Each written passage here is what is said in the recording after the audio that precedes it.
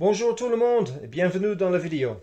Donc vidéo cette semaine, c'est un sujet qui est une peine que un stagiaire m'avait parlé, donc un candidat qui est en formation chez nous, il m'avait parlé de faire ça avec ses peignes sur un tableau, donc couper une dent sur une peigne.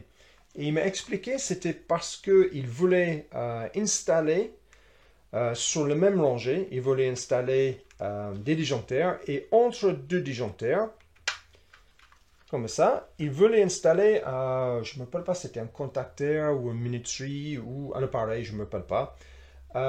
Et donc il me dit qu'il fallait couper le dent ici pour que l'appareil passe.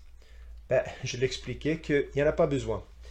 Là, on a du Legrand, mais c'est quasi pareil pour les autres fabricants, tous les autres fabricants. Ils ont prévu en fait des vides dans les appareils. Donc là, ici, on a une minuterie et on a un contacteur. Donc avec les bornes de raccordement, avec les borniers de raccordement en haut et en bas. Et on a un vide ici. Il y a un vide exprès là. Et cette vide, c'est fait exprès pour le passage des peignes. Donc, une fois que si tu as plusieurs disjoncteurs que tu veux mettre et tu veux mettre entre deux disjoncteurs, tu veux mettre par exemple le contacteur qu'on a ici. Le contacteur, il passe entre les deux. Donc, je mets ce disjoncteur là pour que vous voyez. Je n'ai pas coupé la peigne ici. Je n'ai pas coupé la peigne là.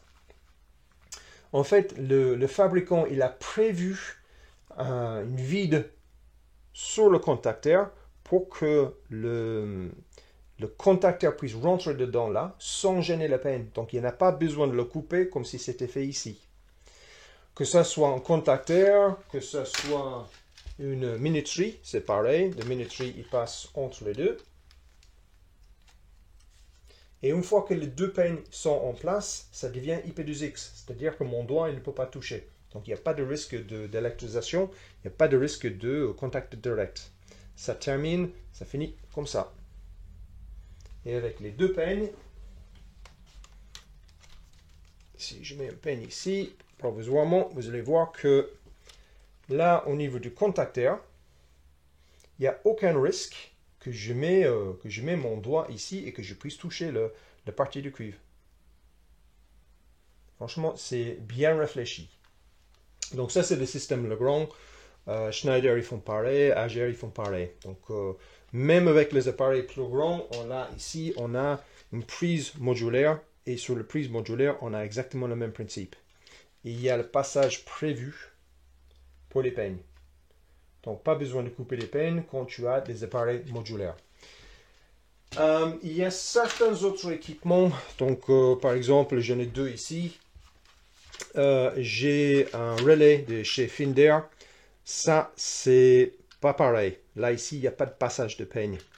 Et là, j'ai un interrupteur horaire de chez T-Ben. Et là, c'est pareil. Il n'y a pas de passage de peigne. Donc, si je veux mettre ça ici, effectivement, si je veux le mettre là, il faut que je coupe les peignes pour le mettre. Mais je vous conseille, ne le fais pas. Simplement, si tu as un interrupteur horaire qui va être sur le rangé ici, ben, tu coupes les peignes au bout et tu mets ton appareil au bout ici. Hein. Donc, tu coupes le peigne pour que ça s'arrête, par exemple, le 8e disjoncteur. Et puis, ben, tu mets tout ce qui est interrupteur horaire, contacteur, relais Finder, etc. Tu le mets au bout ici. Donc voilà, ça évite d'être obligé de couper les peignes. Je ne l'aime pas parce que si tu as une modification d'installation à faire dans l'avenir, il faut que tu remplaces la peigne. Si par exemple tu vas ajouter un joncteur ou tu vas bouger quoi que ce soit, tu es obligé de remplacer la peigne. Et j'ai vu aussi que quand tu coupes la peigne, ben, ça se coupe mal. Et des fois, ça tord un petit peu la peigne. Il n'est pas tout à fait droit, donc ça désaligne tout. Donc, je vous conseille, ne le faites pas. La plupart des appareils, il y a le vide pour le passage des peignes, comme c'est le cas là. Et si c'est le cas que tu as une horloge qui n'y a pas le passage des peignes, ben, tu le mets au bout, tu le mets à droite. Voilà, j'espère que c'était assez clair.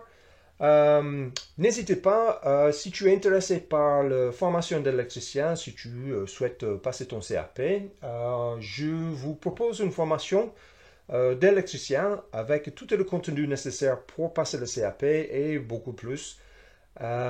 Et si tu es intéressé par ça, ben, n'hésite pas, tu m'envoies un mail, l'adresse sera en bas.